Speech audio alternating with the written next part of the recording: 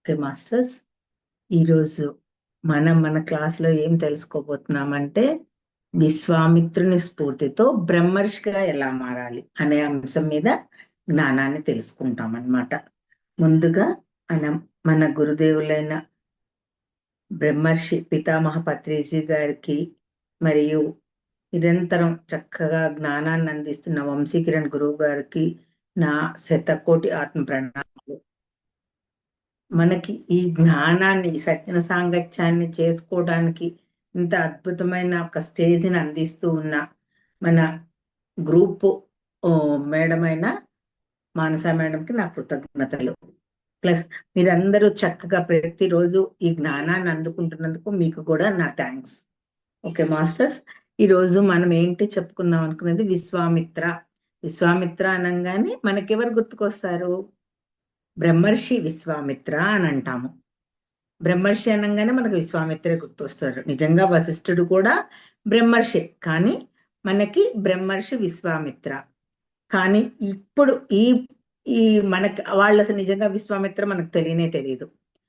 అంటే కథ తెలుసు, కానీ మనకు తెలిసిన గురువు మన పత్రిజీ గారు బ్రహ్మర్షి. ఆయన ఏమంటారు, నేనొక్కడనే కాదు బ్రహ్మర్షి, మీరందరూ కూడా బ్రహ్మర్షి అవ్వాలి అనేసి. సో దానికి స్ఫూర్తిగా ఎలా ఏం చేస్తే మనం అలా మారగలము అని తెలుసుకోవడానికి ఒక చిన్న ఎగ్జాంపుల్ లాగా విశ్వామిత్రుని కథను తెలుసుకుందాము. ఇక్కడ ఏంటంటే విశ్వామిత్రుడు అనగానే చాలా అతను రాజర్షి, మహర్షి, బ్రహ్మర్షి అని ఇట్లా చాలా అంటారు. కానీ నిజంగా ఆయన ఒక క్షత్రియుడు, ఒక రాజు అన్నమాట. ఆయన తల్లిదండ్రులు గాదిరాజు, సత్యవతి అని అన్నమాట. వాళ్ళకి ఈయన కొడుకు. ఈయనకి ఇంకొక పేరు, విశ్వామిత్రుడు కాకముందు ఆయనకేంటి కౌశికుడు. ఎందుకంటే కుసువంశంలో జన్మించాడు కాబట్టి కౌశికుడు అని అనేవాళ్ళట. అసలు అతని పేరు విశ్వరథ. విశ్వామిత్రుడు అసలు పేరు విశ్వరథ అట.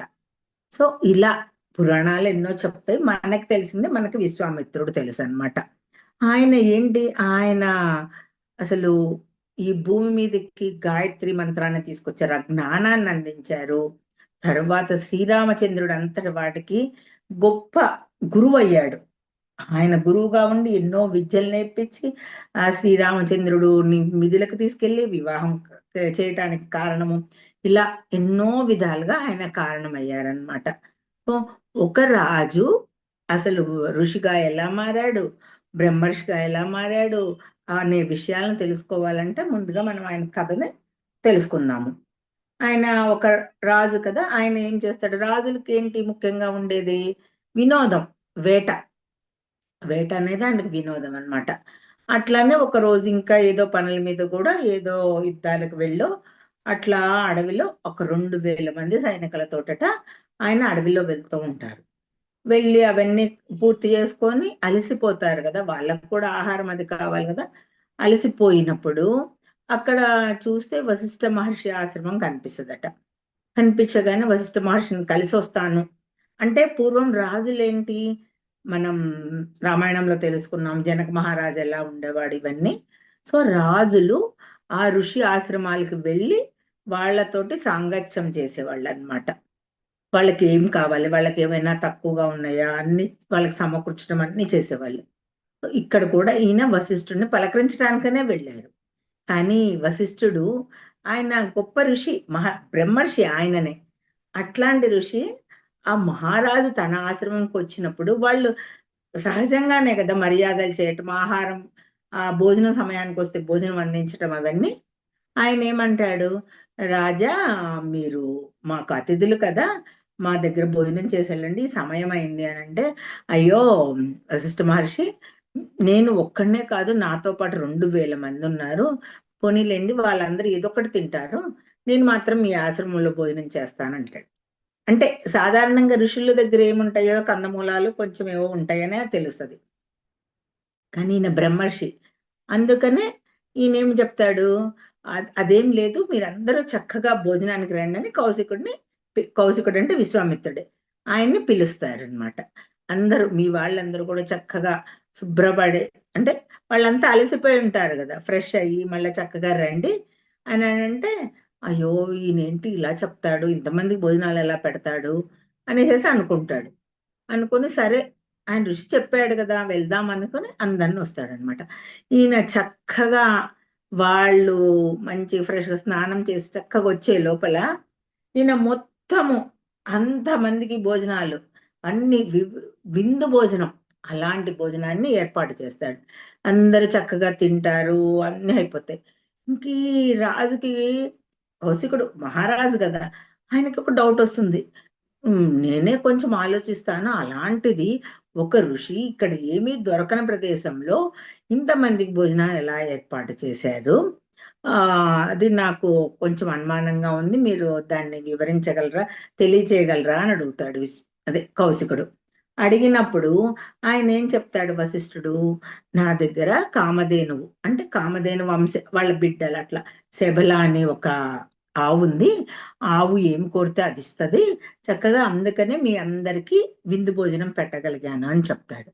చెప్తే అయ్యో అవునా, సరే మీ దగ్గర ఆవు ఉంది కదా, ఈ అడవిలో ఉంటే ఏమంత ఉపయోగం ఉంటది, అదే నాకు ఇస్తే గనక నా రాజ్యంలో చాలా మంది అంటే ఆహారం తక్కువయ్యి అలా ఉంటున్నారు కదా, బాధలు పడుతున్నారు, వాళ్ళందరికీ నేను చక్కగా ఆహారాన్ని అందించగలను, చక్కగా డబ్బుల్ని ఇవ్వగలను అన్నీ చెప్తాడు. చెప్తే అప్పుడు వశిష్ఠుడు ఒప్పుకోడు అనమాట. లేదు, అప్పుడు ఏమవుతుంది, అందరూ సోమరుల్లాగా తయారవుతారు, అందరూ ఆవును తస్కరించాలనుకుంటారు అనేసేసి అంటాడు. మనందరికి తెలుసు కదా బంగారు బాతుగుడ్డు ఓ రోజుకు ఒక గుడ్డు పెడుతుందనంటే ఒక్కటే రోజు దాన్ని నరికి చంపేస్తే దాని పొట్ట చీల్చేస్తే చాలా గుడ్లు వస్తాయి, చాలా బంగారం వస్తుంది అనుకుంటారు కదా. అదే విధంగా ఇతను కూడా ఏంటి, ఆ ఆవుని నాకు ఇచ్చేయమంటాడు. అంటే ఇవ్వను వశిష్ఠుడు అంటాడు, అది కుదరదు, అక్కడ వాళ్ళందరూ సోమరిపోతుల్లాగా అవుతారు, నీ రాజ్యమే పాడైపోతుంది, ఇంకా చాలా జరుగుతాయి కదా, ఒకళ్ళ దగ్గర స్పెషల్ గా ఉందనంటే ఆ రాజ్యం మీదకి దండెత్తచ్చు, ఏమైనా జరగచ్చు. అందుకనేసేసి ఇవ్వను అని చెప్తాడు. లేదు, ఇది మంచి కార్యక్రమాలకు మాత్రమే ఉపయోగపడాలి, అట్లా వద్దు అని చెప్తాడు. ఇంకా రాజుగారికి ఏంటి, ఎప్పుడైనా ఒక స్పెషల్ వస్తువు ఉందంటే అది తన దగ్గరే ఉండాలనే ఇది ఉంటది కదా. ఇంకా అడిగితే ఇవ్వకపోతే సరే నేను తీసుకెళ్తాను అని అంటాడు. వశిష్ఠుడు ఋషి కదా, ఆయన అసలు వాళ్ళు ఋషులు ఎప్పుడైనా యుద్ధాలు చేయంగా మనం విన్నామా? ఎక్కడ వినలేదు కదా. ఆయన అంటాడు, లేదు ఇవ్వనంటే కాదు. అయితే సరే మీ ఇష్టం తీసుకెళ్ళండి. రాజుకు అంటే వాళ్ళకి ఎదురు తిరిగే అంత సాహసం చేయలేరు కదా, వాళ్ళతోటి యుద్ధాలు చేయటము.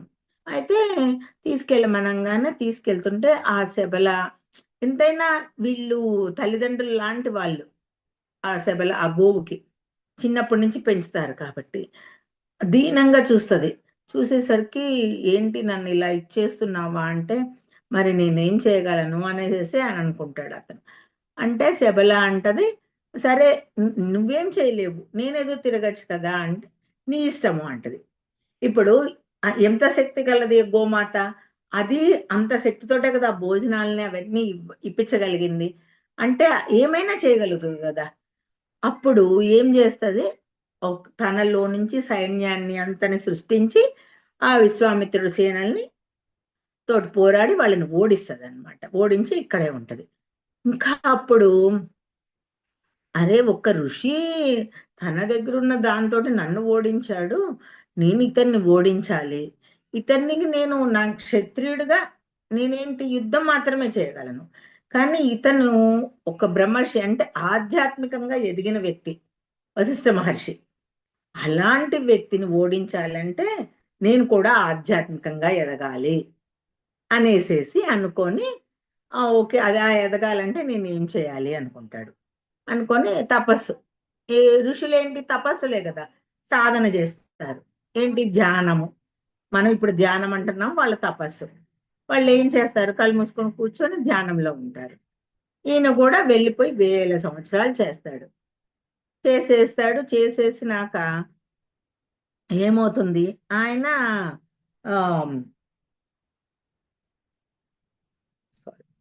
అక్కడ చేస్తాడు. చేసినాక ఈయన ఏంటి క్షత్రియుడు కదా, కొంచెం అరిషడ్ వర్గాలు ఎక్కువ ఉంటాయి, కామం క్రోధం మోహం లోభం మదం ఆశ్చర్యాలు వాటిల్లో ఉంటాడు. అప్పుడు ఏమవుతుంది, ఇక్కడ ఒక స్టెప్, ఒక 1000 సంవత్సరాలు తపస్సు చేస్తాడు. చేసినాక అప్పుడు ఈశ్వరుడు ప్రత్యక్షమవుతాడు. ప్రత్యక్షమైతే ఏం కావాలనంటే నాకేమొద్దు, నాకు ఆహ్, అదేంటి శస్త్రాలు అంటే వేరే వాళ్ళని సంహరించగలిగే అంటే మంత్రాల ద్వారా ఈయనేమనుకున్నాడు వశిష్ఠుడు మంత్రాల ద్వారానే ఆయన జయించగలిగాడు కాబట్టి నేను కూడా అలాంటి దీన్నే కావాలనుకొని మంత్రాల ద్వారా అనేసేసి అనుకొని అప్పుడు అడుగుతాడనమాట. మహాదేవ ధనుర్వేదంలోని సర్వరహస్యాలను నాకు బోధించండి అంటాడు. అంటే అక్కడ ఉండే విద్యలు అంటే వశిష్ఠునిపై గనక ఆ అస్త్రాలని అస్త్ర విద్యలు ఉంటాయన్నమాట దాంట్లో వెనంటే బోధించండి, కానీ నాకు సమయం తక్కువ ఉంది, ఇప్పుడు మీరు తదాస్తు అనగానే నాకు అవన్నీ వచ్చేయాలి, నేను సాధనలాగా చెయ్యను అంటాడు. సరే శివుడు ఇప్పుడు ధ్యానం ఎక్కువ చేసినప్పుడు శక్తి ఎక్కువ వచ్చినప్పుడు వాళ్ళు విశ్వానికి ఏమైనా చేయొచ్చు, అందుకనేసేసి ఈ దేవుళ్ళు ప్రత్యక్షమయ్యి వాళ్ళలో పరివర్తన తీసుకురావడానికి అలాంటి వరాలు ఇస్తారనేది నాకు అర్థమైంది. సో ఇక్కడ ఈయన ఏం చేస్తాడు, ఇట్లా ఇస్తాడు వెళ్ళిపోతాడు. ఈయన వెళ్ళిపోయి వశిష్ఠుడి మీద ఇంకేముంది, నాకు ఇంత విద్యలు వచ్చినాయి, అస్త్ర విద్యలని నేర్చుకున్నాను కాబట్టి మంత్రశక్తితోటి నేను ఆ ఋషిని ఇది చేసేయచ్చు అనుకుంటాడు. అనుకొని వెళ్తాడు. వెళ్ళేసేసి అస్త్రాలన్నీ ప్రయోగిస్తాడు అనమాట. ఏ అస్త్రాన్ని అతని కమండల్ ఇది ఉంటది కదా ఇట్లా పట్టుకొని అది అడ్డం పెడతాడు అనమాట ఆయన. అయితే ప్రతి అస్త్రాన్ని ప్రయోగించినప్పుడల్లా అతను స్వీకరించేస్తాడు దాన్ని, తనలోకి వెళ్ళిపోతుంది ఆయనలోకి, ఆయన ఏమి చెయ్యవు. చివరికి ఈయన ఏం చేస్తాడు, బ్రహ్మాస్త్రాన్ని కూడా ఉపయోగిస్తాడు. బ్రహ్మాస్త్రం అంటే విశ్వమంతా నాశనం. ఇప్పుడు మనకి కనుక హిరోషిమా నాగసాకి బాంబుల్లాగా ఆ బ్రహ్మాస్త్రం అంత పవర్ఫుల్ కలదనమాట. ఒక ఒక మనిషిని సంహరించడం చుట్టూ ఉన్న వాతావరణాన్ని కూడా పాడు చేస్తుంది. అయితే దాన్ని ఉపయోగిస్తే అది కూడా చక్కగా ఒక మంచినీళ్ళు తాగినట్లు ఆయన స్వీకరించేస్తాడు. అప్పుడు ఆయనకు అర్థమవుతుంది అనమాట ఇంకా విశ్వామిత్రుడికి, నేను ఇతనిని అస్త్ర విద్యలు మంత్రశక్తితోటి ఏమీ చెయ్యలేను, ఇతన్ని గెలవాలనంటే ఇతను బ్రహ్మర్షి కదా, నేను కూడా బ్రహ్మర్షి అవ్వాలి అనుకొని మళ్ళా తపస్సుకు వెళ్ళిపోతాడు. ఎందుకంటే ఇక్కడ ఏంటి, కామం కోరిక, అతని మీద గెలవాలనే కోరిక, క్రోధం, ఆ కామం క్రోధంలోకి వచ్చాడు. ఒకసారి తపస్సు చేసి ఆ కామ క్రోధాల్లోకి వచ్చేసేసి అంటే గెలవాలి అన్న అహము వాటిల్లోకి వచ్చేసేసి మళ్ళా ఇక్కడ గెలవలేకపోవటం తోటి మళ్ళా వెళ్ళిపోయి మళ్ళా తపస్సు చేసి మళ్ళా సాధించాలనుకుంటాడే కానీ అనుకొని ఆ బ్రహ్మర్షి లాగా అవ్వాలనుకుంటాడు. ఇప్పుడు మనకి ప్రధానమంత్రి ఉంటాడు, ఆ ప్రధానమంత్రి మనకి నచ్చలేదో మనకి నేను కూడా అంత అంటే ప్రధానమంత్రి ఏంటి, ఒక దేశానికి మొత్తం రాజులాగా ఆయన పరిపాలిస్తాడు, ఆయన చెప్పిన రూల్స్ ని అందరూ పాటిస్తారు. మన రూల్ని ఎవరు పాటిస్తారు లేదని మనం కూడా ప్రధానమంత్రి అవ్వాలనుకుంటే మనం ఎంత సాధన చేస్తే అవుతాము, ఆ రేంజ్ కి వెళ్తాము. అట్లానే ఇక్కడ కూడా వశిష్ఠుడు లాగా అనమాట, అలా అవ్వాలనుకొని ఈయన కూడా వెళ్తాడు. వెళ్ళి మళ్ళా తపస్సు చేస్తాడు. తపస్సు చేసి చాలా రోజులు తపస్సు చేస్తాడనమాట. చేసినాక ఏం చేస్తాడు, ఇంకా మళ్ళా మొదలవుతుంది కదా ఆయనకి, ఇన్నేళ్ళు తపస్సు చేశాను కదా, మళ్ళా నాకు శక్తి వచ్చింది కదా అనేసి అనుకుంటాడు. ఈ లోపల ఒక త్రిశంకుడు అనే రాజు ఏం చేస్తాడు, వశిష్ఠుడి దగ్గరికి వెళ్ళి, అందరూ స్వర్గానికి ఎప్పుడు వెళ్తారు, ప్రాణం వదిలేసినాక వెళ్తారు. ఈయనేంటి త్రిశంకుడు, నేను ఈ శరీరంతో వెళ్ళాలి అనే ఆలోచనతోటి ఆ వశిష్ఠ మహర్షిని అడుగుతాడనమాట, మీరు నాకు సహాయపడండి, నేను అక్కడికి వెళ్ళాలి అనేసి, స్వర్గానికి వెళ్ళాలి అని అంటే అది కుదరదు అనేసి ఆయన చెప్తాడు. చెప్తే ఈయనకు తెలుసు కదా విశ్వామిత్రుడు ఉన్నాడు, విశ్వామిత్రుడిని రెచ్చగొడితే గనక ఆయన మీదకి అనేసి అనుకొని విశ్వామిత్రుడి దగ్గరికి వెళ్ళి, మీరు చాలా గొప్పవారు, మీరు ఋషి కదా, ఆ నాకు వశిష్ఠుడు ఇలా అడిగితే చెయ్యను అన్నాడు, అందుకని మీ సహాయం కోరటానికి వచ్చాను, మీరైతే వశిష్ఠుడు కంటే కూడా చక్కగా శక్తితోటి చేస్తారు కదా అని అంటే ఈయన ఈ శక్తిని దారపోసి అతన్ని స్వర్గానికి పంపిస్తాడు. కానీ ఇంద్రుడు ఒప్పుకుంటాడా, ఒప్పుకోడు కదా.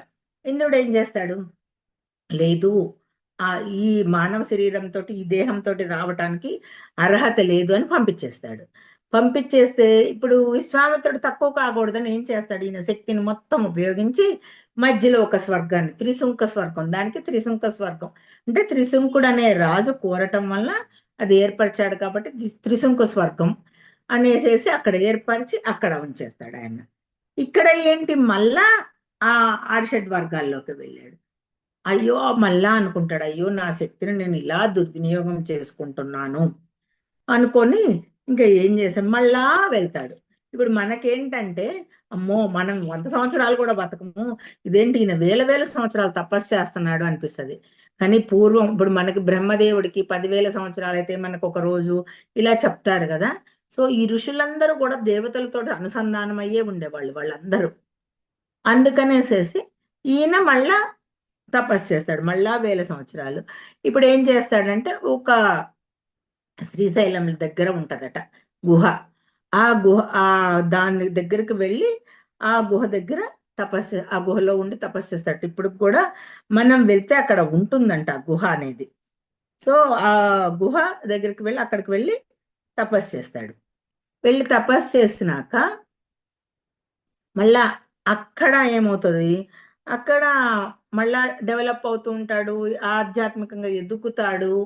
కానీ ఈయన అరిషడ్ వర్గాలను దాటకపోతే ఎంత ఆధ్యాత్మికంగా ఎదిగినా ఏం ఉపయోగం ఉంటది. అందుకని ఇక్కడ ఏమవుతుంది, మళ్ళా అంబారీషుడు అనే ఒక రాజట ఆ యుద్ధం యజ్ఞం అశ్వమేధ యాగం చేస్తాడు. చేస్తుంటే అప్పుడు మనకి శ్రీరాముడి కథలో కూడా చదువుకున్నాము, తర్వాత మహాభారతంలో అన్నిట్లో చదువుకున్నాము. అశ్వాన్ని వదులుతారనమాట, దాంతో కొంతమంది సైనికులు వెళ్తారు. వెళ్తున్నప్పుడు దాన్ని ఆపకుండా అందరు ఒక్కొక్క రాజ్యాన్ని దాటుతూ వెళ్ళిపోతారు. అంటే ఆ రాజ్యాలన్నీ వీళ్ళకి వచ్చేసేసినట్లు అవుతాయి అనమాట. అట్లా మనకందరికి తెలుసు, లవకుశులు అశ్వాన్ని ఆపుతారు, ఇలా మనం కథ తెలుసుకున్నాం కదా. ఇక్కడ కూడా అశ్వాన్ని పంపించినప్పుడు ఇంద్రుడు దాన్ని తీసుకెళ్ళిపోతాడట. ఇంకా అక్కడి నుంచి తెచ్చుకోలేక వీళ్ళు అడుగుతారట, అక్కడ పండితులను అడిగితే సలహా చెప్తారు కదా, ఇది కాకపోతే ఇది చెయ్యండి, అది అది చివరికి ఆ గుర్రాన్ని నిజంగా బలిస్తారట. అది తప్ప అనేది నాకు తెలియదు, అది అలా చేస్తారట. సో ఆ బలి ఇవ్వటం ఆగిపోతే వీళ్ళకి రాజుకి ఏదో జరుగుతుంది.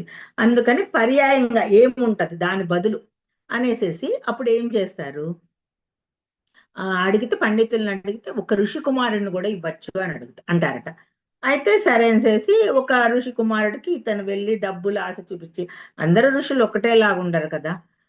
ఒక ఋషి కుమారుడికి ఋషికి ధనాన్ని ఆశ చూపించి ఆయనకి ఏవో ఇస్తానని అన్ని చెప్పటం వల్ల ఆయన సరే అని ఒప్పుకుంటాడు.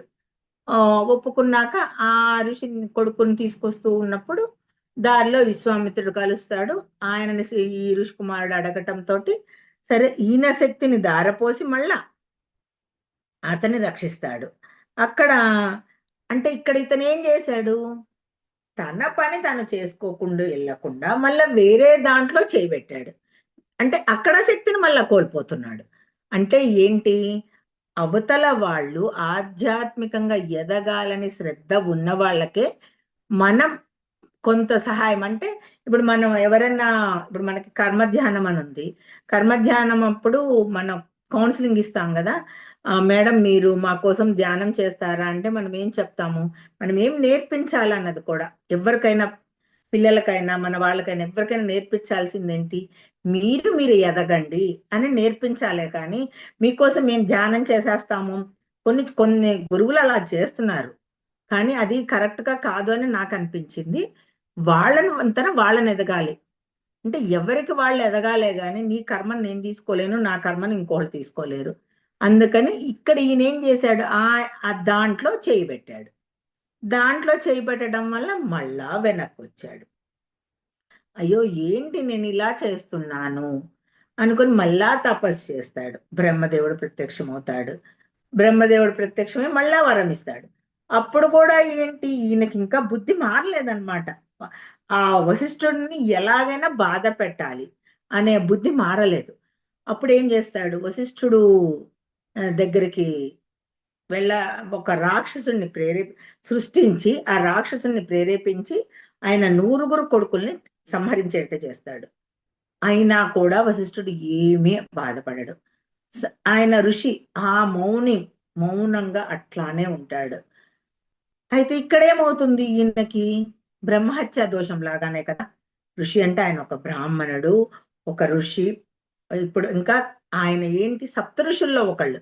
అట్లాంటి ఆయన బిడ్డలని సంహరించాడు. ఆ పాపం అంటే ఏంటి, ఇప్పుడు మనకి పత్రిజీ గారు చెప్తారు కదా, ఒక మాంసం తినేవాడే కాదు, వండేవాడు, నరికేవాడు, వీళ్ళందరూ పాపాత్ములని. ఇక్కడ సంహరించింది ఈయన కాదు, కానీ ఒక రాక్షసుని ప్రేరేపించాడు కదా, దానికి మూల కారణం విశ్వామిత్రుడే కదా. సో మళ్ళా ఆ కర్మ మామూలుగా పట్టుకోదు. అయ్యో నేను ఇంత పాపమా అనేసి మళ్ళా వెళ్ళిపోతాడు తపస్సుకి. అలా చాలా సిద్ధమఠం అని ఉంటుందట, అక్కడ వెళ్ళి తపస్సు చేస్తాడట.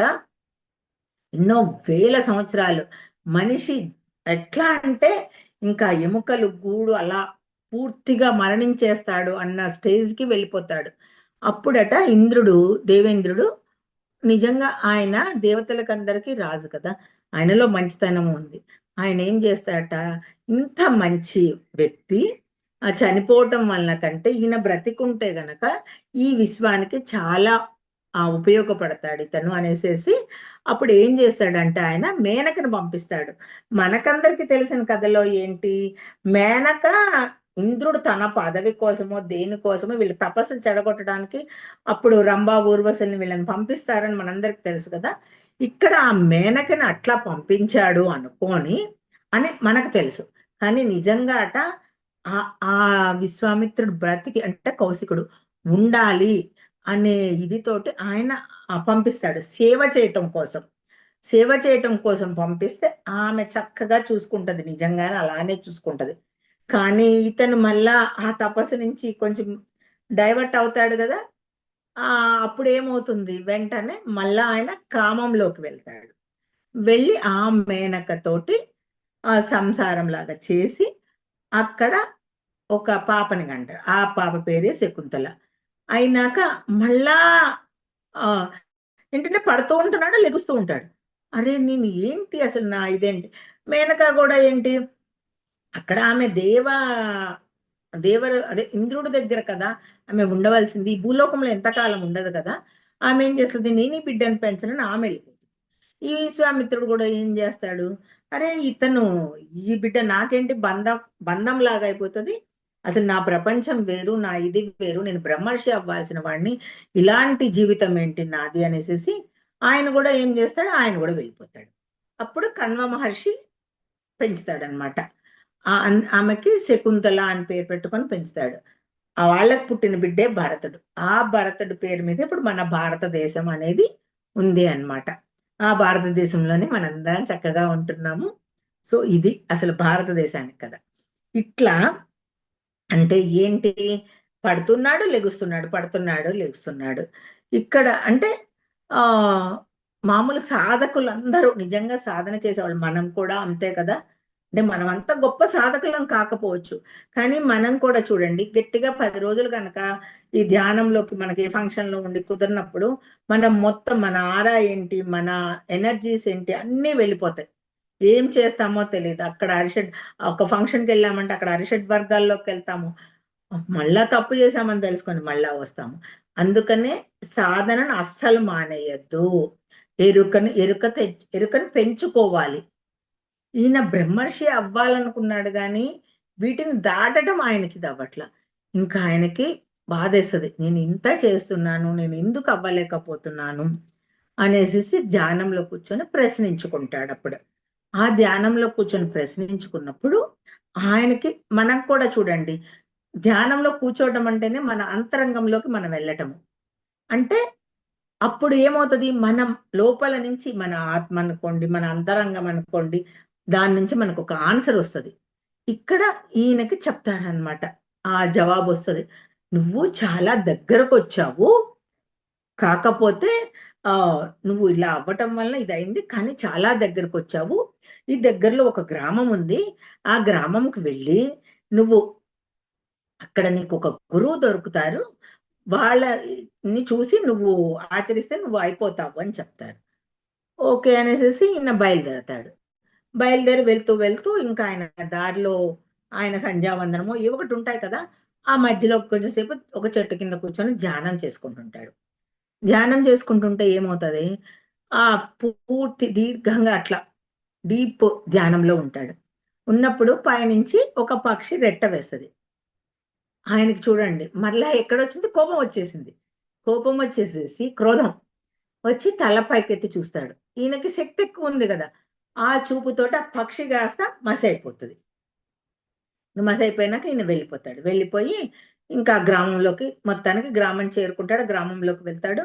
అక్కడ ఆ గ్రామంలో ఏం చేస్తాడు, ఒక ఇంటి ముందు భిక్ష కదా, వీళ్ళు వండుకోరు కదా, భిక్ష ఒక ఇంటి ముందు నుంచొని భిక్ష కోరుకుంటాడు, పిలుస్తాడు. పిలిస్తే ఆమె, ఆ ఇంట్లో ఆమె ఒక స్త్రీ ఉంటది. ఆమె చెప్తుంది, నేను వస్తున్నానండి. ఏమి ఇంతసేపు రాలేదు అనుకుంటాడు. ఆమె ఏం చేస్తుంది, ఆమె వాళ్ళ పిల్లలకి అన్నం పెట్టడం అలా చేస్తూ ఉంటది. ఆమె ఇంకా అవన్నీ చేసి వచ్చేసరికి కొంచెం ఆలస్యం అవుతుంది కదా.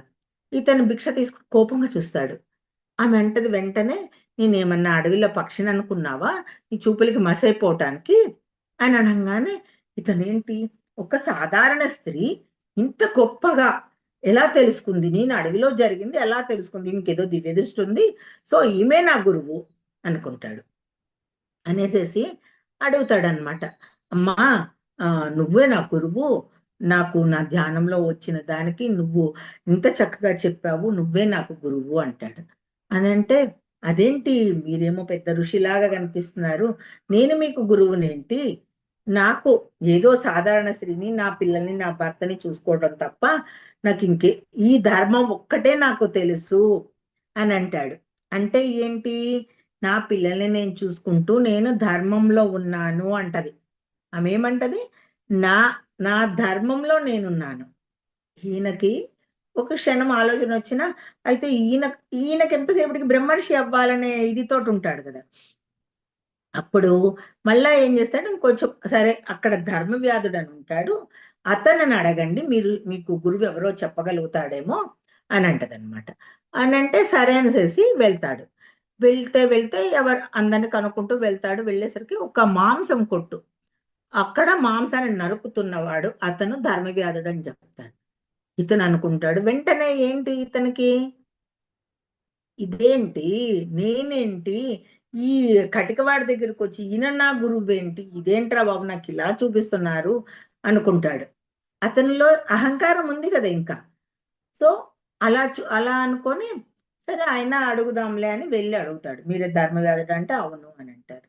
అయితే మిమ్మల్ని నేను కొన్ని అడగాలని తెలుసుకోవాలని వచ్చాను, మీరు నాకు గురువు అని అంటే, అయితే కొంచెం సేపు ఆగండి, నేను నా పని ముగించుకొని షాపు మూసేసి నేను చెప్తాను అని అనేసేసి మళ్ళా అతను అంత పని పూర్తి చేసుకొని ఇంటికి వెళ్తారు. మా స్వామి నాతోటి రా స్వామి అని తీసుకెళ్తాడు. తీసుకువెళ్ళినాక అతను ఏం చేస్తాడు, ఇతను గొప్ప ఋషే. మామూలుగా ఉన్న వాళ్ళైతే ఏం చేస్తారు, ముందు ఇతను పాదాలు కడిగి తల మీద చల్లుకోనో ఏదో అలా చేస్తారు.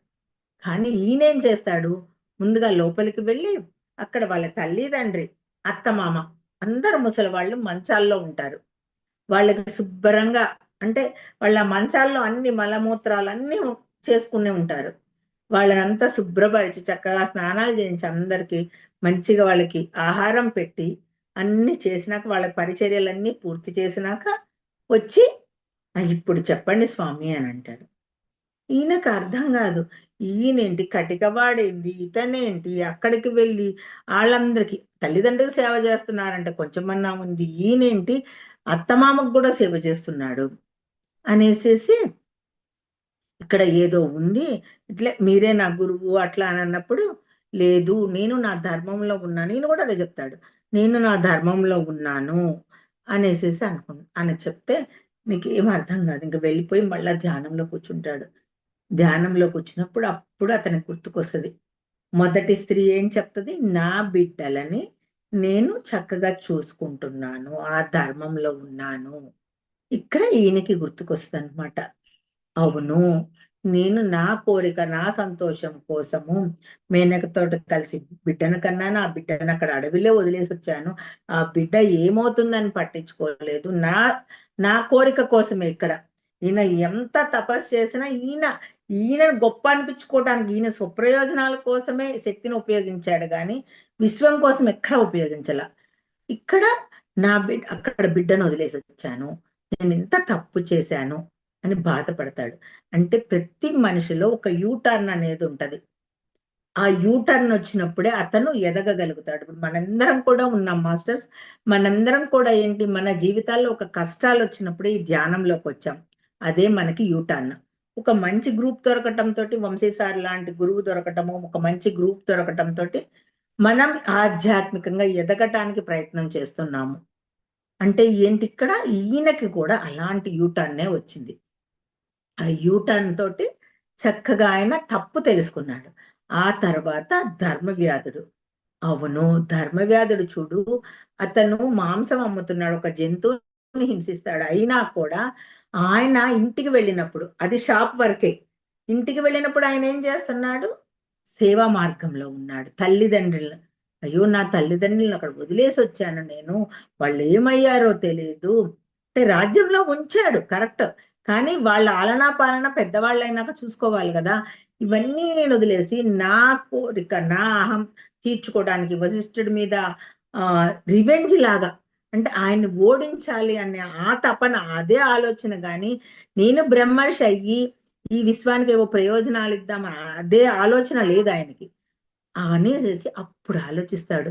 ఆలోచించి అరే నేను ఎంత తప్పు చేశాను, వశిష్ఠ మహర్షి బిడ్డలని వాళ్ళందరినీ చనిపోవడానికి కారణమయ్యాను, ఆయన ఎంత బాధపడి ఉంటాడు అనేసి వెళ్తాడు. వెళ్ళి వశిష్ఠ మహర్షి ఆశ్రమం దగ్గరికి వెళ్ళి ఆయనని ఇంకా కన్నీళ్లతో ఆయన పాదాలు కడుగుతాడు. నాది ఎంత తప్పు, మీరు నాకు ఒక గురువులాగా మిమ్మల్ని నేను ఎందుకు తీసుకోకుండా, నేను ఎక్కడెక్కడో చేశాను, ఎన్నో వేల సంవత్సరాలు తపస్సులు చేసుకుంటూ ప్రతిసారి మీ మీదకి మళ్ళీ యుద్ధానికి వస్తూ కోపము క్రోధము వేటిని తగ్గించుకోలేదు నేను. ఇప్పుడు నాకు తెలిసింది నేను ఎంత తప్పుదారిలో ఉన్నాను అనేసి.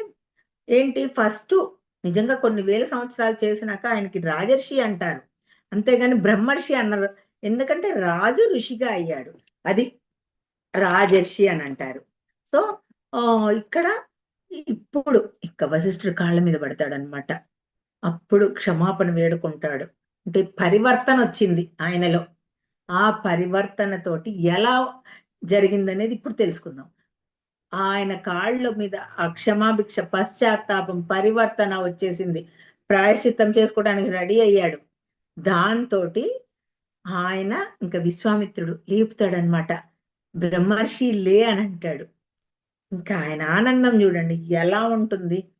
అంత చక్కగా వశిష్ఠ మహర్షి అంటే సప్త ఋషుల్లో ఒక ఋషి ఆయన, ఆయననే ఈయనని బ్రహ్మర్షి అన్నప్పుడు ఈయనకి ఇప్పుడు పిలిపించుకోవాలని లేదు. కానీ ఎప్పుడయ్యాడు బ్రహ్మర్షిగా అంటే ఈ అరిషడ్ వర్గాల్ని దాటినప్పుడు, ఆ పశ్చాత్తాపం, పరివర్తన, ప్రాయశ్చిత్తం వచ్చినప్పుడే ఆయన బ్రహ్మర్షి అయ్యాడు. అంటే ఏంటి, ఒక ఒక వ్యక్తి అలా బ్రహ్మర్షిగా అవ్వటానికి విశ్వామిత్రుని స్ఫూర్తిగా తీసుకొని ఎలా మార్పు చెందాలి అనేది ఇక్కడ ఈ కథ ద్వారా తెలుసుకుందాము. ఇక్కడ ఈయనేంటి విశ్వామిత్రుడు తర్వాత ఎలా ఎదిగాడు, ఆయన ఆ నిజంగా సాధకులందరూ ఆయన ఆదర్శంగా తీసుకోవచ్చు. ఆ తర్వాత గాయత్రి మంత్రం, అది అసలు దేవలోకంలో ఉండే మంత్రం, అది సాధారణ ఈ భూమి మీదకి తీసుకొచ్చి అందరూ చదివేటట్లు ఆ జ్ఞానాన్ని అందించాడు. ఇక్కడ ఈయనేంటి జ్ఞానాన్ని కూడా అందించాడు. ఆ తర్వాత ఏం చేశాడు, శ్రీరాముడు అంతటి వాడికి గురువయ్యాడు. గురువయ్య ఆయనకి ఎన్నో విద్యలు నేర్పించాడు.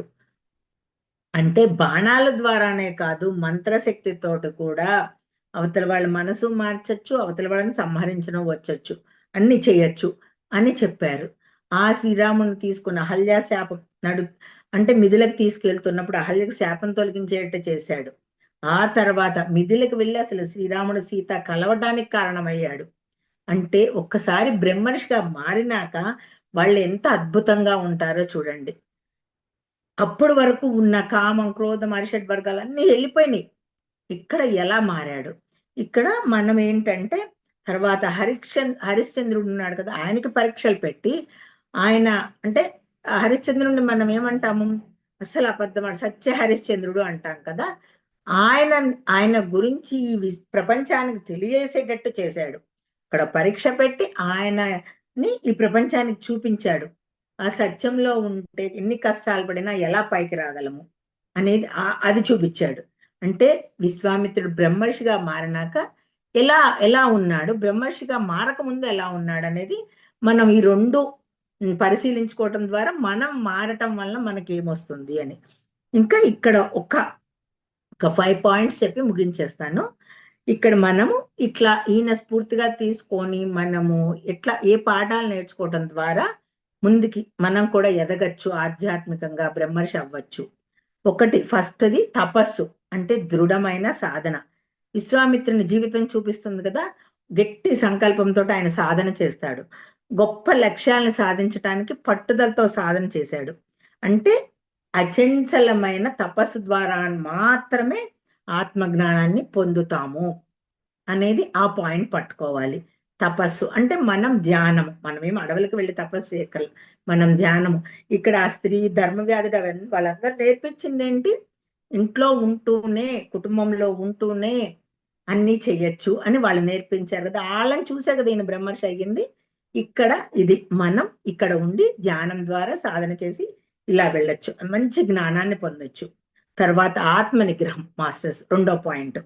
కోరికలపై నియంత్రణ, స్వార్థపరమైన భావాలను జయించటం మనకి ముఖ్యం. అంటే ఈయన స్వార్థపరంగా ఆయన ఎదుగుదల కోసం చేసినప్పుడు ఆయనకి ఏమైంది, మళ్ళా శక్తినంతా కోల్పోయాడు. బాధ దుఃఖం తప్ప ఆయనకేం మిగలలేదు. కానీ ఎప్పుడైతే విశ్వామిత్రుడు ఎన్నో ప్రలోభాలను అధిగమించి తానెవరు అన్న విషయాన్ని తెలుసుకున్నాడు.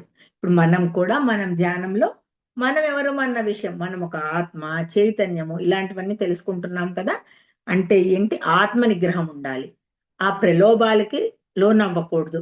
మనకి మానస మేడం చెప్తారు ఏంటి, ఒక ఫంక్షన్కి వెళ్ళినా కూడా అక్కడ అనవసరమైన మాటలు వస్తున్నప్పుడు కళ్ళు తెరిచి కూడా ధ్యానం చేసుకోవచ్చు అనేది వంశీ సార్ చెప్పారు మనకి. ఆ మానస మేడం అది చేసి దాని ఫలితం ఎలా పొందారనేది మనకి చెప్పారు. అంటే మనం ఎక్కడున్నా కూడా మనము సాధన అనేది చేసుకోవచ్చు. అక్కడ మనం వంకలు చెప్తాము, మనకంటే ఆత్మ నిగ్రహం లేనప్పుడు మాత్రమే ఇవన్నీ దొరుకుతాయి, ఇది కాదు అది కాదు అని చెప్పటానికి. నెక్స్ట్ మూడో పాయింట్, క్షమాభావం మరియు వినయం. ఈ రెండు ఉండాలి మాస్టర్స్. ఈయనకి ఎప్పుడైతే తప్పైంది క్షమించాలి అని అనుకున్నాడో, అంటే విశ్వామిత్రుడి దగ్గరికి వెళ్ళి క్షమాపణ కోరాడు. వినయం చూడండి, ఒక ధర్మవ్యాధుడి దగ్గరికి వెళ్ళినా ఆయన ఎక్కడికి వెళ్ళినా అప్పటికి అన్ని ఇదే దాటిపోయి వినయంగా వాళ్ళని అడిగాడు. అరే ఒక స్త్రీ నుంచి నేను నేర్చుకుంటేది ఏంటి అనుకోలేదు ఆయన, ఒక కటికవాడి నుంచి నేర్చుకునేది ఏంటి అనుకోలేదు. అనుకోకుండా వాళ్ళ దగ్గరికి వెళ్ళాడు, వెళ్ళి వాళ్ళు చెప్పినవి విన్నాడు. అంటే వినయం ఉండాలి. ఒక బ్రహ్మర్షిగా ఎదగటానికి కావాల్సిన ముఖ్యమైనది వినయం. సో ప్రధానమైనది కూడా ఇది. తపస్సుతో పాటు ఇతరుల పట్ల ప్రేమాభిమానాలు కూడా ఉండాలి. నిజంగా ఇవన్నీ మన బ్రహ్మర్షి పత్రిజీ గారిలో ఉన్నాయో లేవో మీ అందరికీ తెలుసు, నాకైతే ఆయనలో ఉన్నాయి అనేది చక్కగా అర్థమవుతుంది. అందుకనే ఆయన మనకి కనిపించే బ్రహ్మర్షి అవ్వగలిగారు. ఆ తర్వాత జ్ఞానం, నాలుగో పాయింట్, జ్ఞానం మరియు దార్శనికత. ఇవేంటంటే అద్భుతమైన జ్ఞానానికి మాత్రమే బ్రహ్మర్షి జ్ఞానం లభిస్తుందట. అంటే అంత జ్ఞానం వచ్చినప్పుడే ఒక ధ్యానం ద్వారా జ్ఞానాన్ని కూడా పొందొచ్చు. ఎందుకనంటే ఈ ఆధ్యాత్మికతలోకి వచ్చినాకే కదా నేనైతే ఇంత పుస్తకాలు చదవటం ఇవన్నీ నేర్చుకోవటము. ఇంత అంటే మొదట్లో అయితే నాకు మామూలు ప్రాపంచిక భాష వచ్చేది, ఇప్పుడు కొంచెం కొంచెం మారుతూ ఉన్నాను. నేను మారింది 10% కూడా లేదు, కానీ ఇంకా చాలా ఉంది. సో అందుకని అద్భుతమైన జ్ఞానం. ఈయన ఏం పొందాడు అంత జ్ఞానము చూడండి, ఆయన ఎట్లా పొందాడు, గాయత్రి మంత్రం ఆ జ్ఞానాన్ని భూమి మీదకి తీసుకొచ్చాడు. ఇక్కడ ఎగ్జాంపుల్ గా మనం తీసుకోవచ్చు, ఆయన అంతటి జ్ఞానాన్ని మనకు అందించాడు. సో ఆధ్యాత్మిక గ్రంథాలు అధ్యయనం చేయటం ద్వారా ఈ జ్ఞానాన్ని మనం సంపాదించుకోవచ్చు. అంటే స్వాధ్యాయము. స్వాధ్యాయం అంటే ఏంటి, ఏదో పుస్తకాలు చదవటం అని కాదు. స్వ అంటే నిన్ను నువ్వు చదువుకోవటము అని అక్కడ నేర్చుకోవాల్సిన పాయింట్. తర్వాత సమాజ ప్రయోజనం. విశ్వామిత్రుడు తపస్సు తన స్వప్రయోజనాలకు ఉపయోగించుకున్నప్పుడు ఏమైంది మాస్టర్స్, అప్పుడు అంతా ఆయన క్రోధము లోభము మోహము వాటిల్లోనే ఉన్నాడు. ఎప్పుడైతే విశ్వానికి ఉపయోగించాడో ఆయన, ఆ వశిష్ఠుడు క్షమాపణ చెప్పుకున్నాక ఆయన గాయత్రి మంత్రాన్ని తీసుకురాగలిగాడు, శ్రీరాముడికి గురువు అవ్వగలిగాడు, అహల్యకు శాప విమోచనం అయ్యేటట్టు చేశాడు. ఎన్ని చేశాడు ఆయన అంటే ఏంటి, స్వప్రయోజనానికి కోసం కాకుండా వాళ్ళ శక్తిని గనక ఈ విశ్వం అంతా చక్కగా ఎదుగుదల కోసం గనక వాటిని వాడితే అప్పుడు బ్రహ్మర్షి చక్కగా అవుతారు. అలా ఉపయోగపడేలా మన ఆలోచనలు ఉండాలి. అందుకనే విశ్వామిత్రుని జీవితం ఒక గొప్ప పాఠం. ఆయన్ని స్ఫూర్తిగా తీసుకొని తపస్సు, ఆత్మ నిగ్రహము, వినయము, దృఢ సంకల్పము, జ్ఞానము వీటి ద్వారా మనం కూడా బ్రహ్మర్షిగా ఎదగచ్చు. అది మాస్టర్స్. థ్యాంక్ యూ మాస్టర్స్, అందరికీ థ్యాంక్ యూ. నాకు తెలిసిన జ్ఞానాన్ని నేను అందించాను. మీకు ఎవరికైనా ఏమైనా చక్కగా ఇంకా తెలిస్తే చెప్పండి. Thank you madam.